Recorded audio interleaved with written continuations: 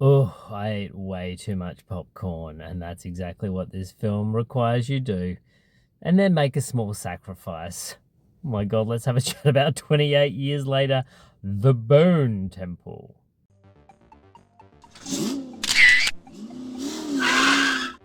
G'day, it's Adam here again with another quick instant movie review for you. So tonight we're having a chat about 28 years later, The Bone Temple.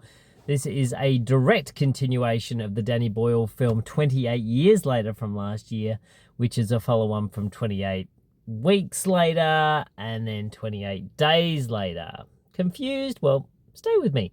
Unless you haven't seen the previous film, in which renders everything pretty much completely senseless, without any logic or idea of what the devil is going on. But let me do a little setup for you, shall we?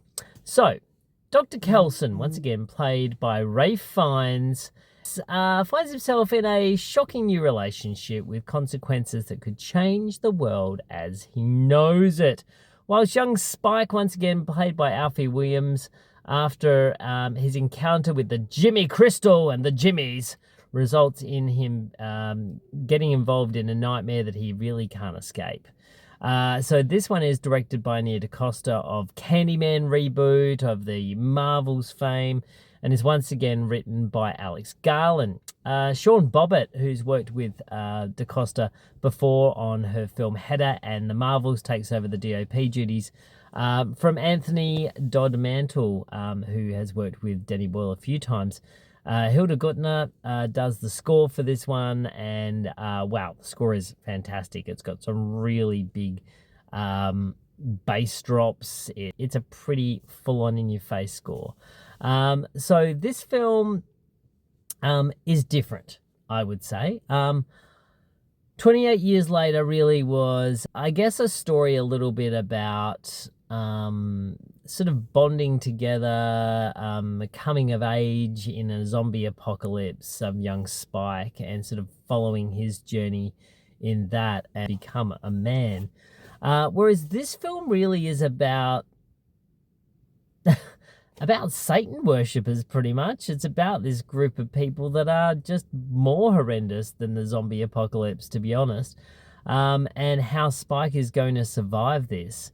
It's quite interesting because it's a very different film to 28 years later, in the fact that we're not so concerned with zombies. We're more concerned with what's left behind as people, as humans. Ralph Fiennes is absolutely amazing in this film. He was great in the last one, but his role is certainly beefed up a lot more here. There's an amazing sequence towards the end with him and the Jimmies. It's something else. For that alone, it is pretty cool, and I'm sure that Iron Maiden will get a few royalties with their song being played, as is Duran Duran. There's some big needle drops in this one. I honestly didn't think I'd hear Girls on Film in a zombie apocalypse film, but always good to hear it.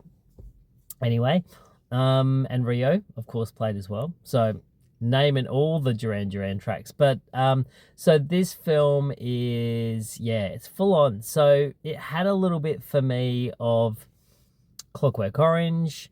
That was probably the biggest influence I felt on this. DaCosta is very different in her directing style. The camera seems to take its time a little bit more. There's a lot more over the head shots.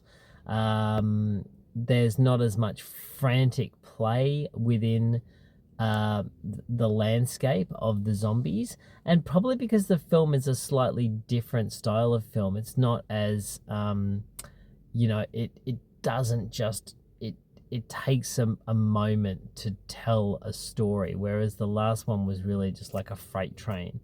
And Danny Boyle can be quite well, he's inventive with his camera work, isn't he? I mean, with the last one, shooting them on iPhones and doing all sorts of stuff, those amazing rigs that we saw.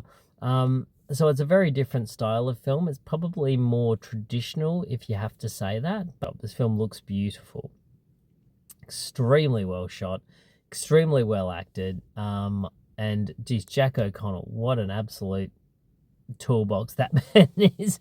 He's played some pretty nasty parts, and this is certainly one of them. This did echo very much back to A Clockwork Orange, as I mentioned, And yeah, it was a different film to 28 years later, but that's okay because I really enjoyed it. The two sit very nicely together.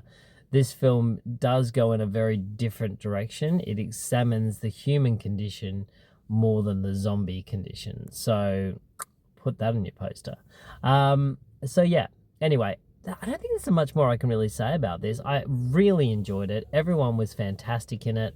And I'm really excited to see where we go next. So there will be another one in the works, and who knows, it might go on forever. But 28 years later, The Bone Temple, I would probably give a solid 7.5 out of 10. That's not really solid, is it? It's 7.5 out of 10. That's what it is.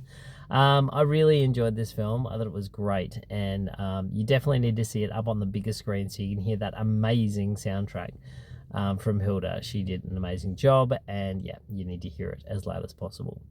That is it for me for tonight. What is your favorite zombie film? Are you fan film? What is your favorite zombie film? I think I got that right in the first place. It's tired. I'm late. It's all the things. Are you a fan of the 28 Days group of films? Are you a Shaun of the Dead fan? Do you like the Dawn of the Dead films? Are you, I don't know, what are you into? Comment below, let me know. Why not? Let's have a chat about it. And I will see you next time here in my car. Good night.